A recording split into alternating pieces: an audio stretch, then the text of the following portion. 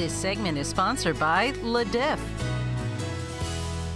Well, last year, Le Diff brought together some of the top local artists and furniture artisans to showcase and sell their pieces right there in the store. It was so well received, they're bringing it back. Made in RVA, round 2, just in time for the holidays. Kyle Lucia is the co-founder of Phoenix Handcraft and RVA Makers, and he's here to share about his involvement in this really cool event. Kyle, it's good to see you again. Thanks, good to be back.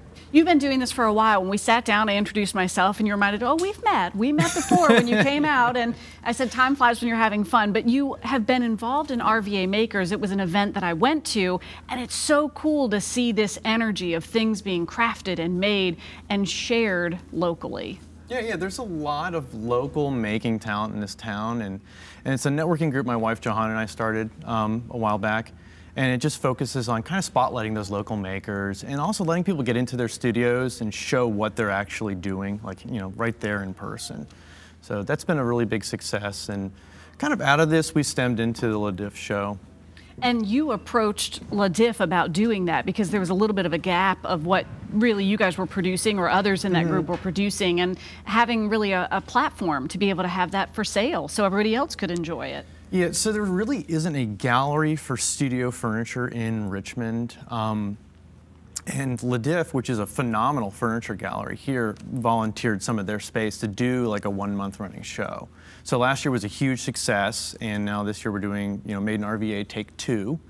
So they invited us back, and yeah, we're hoping for another great show on Friday. Make the magic happen again. We're seeing some footage now of you hard at work, doing some really cool things in the shop, which is practically right around the corner. Talk about Phoenix Handcraft and what you guys are putting together.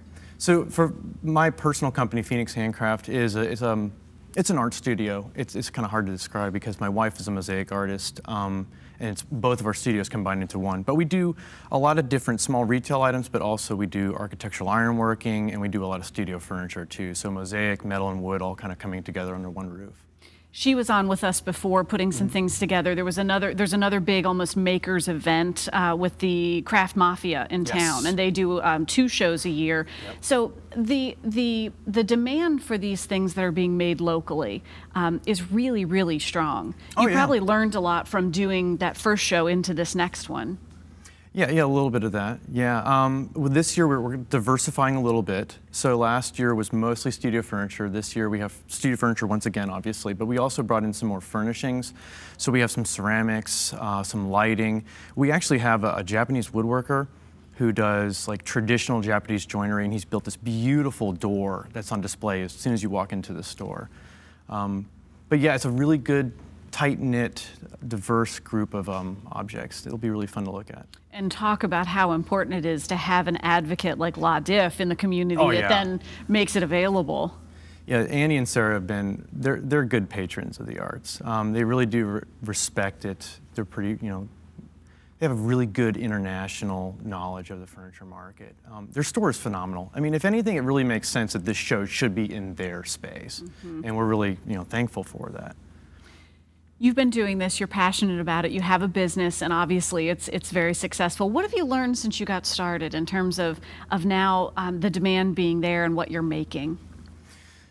Keep working hard. It really is the hardest thing, I think. It's really easy to get overwhelmed and kind of, you know, upset about if things aren't going your way. But yeah, I think most makers do have that can-do attitude. They're not afraid of rolling up their sleeves.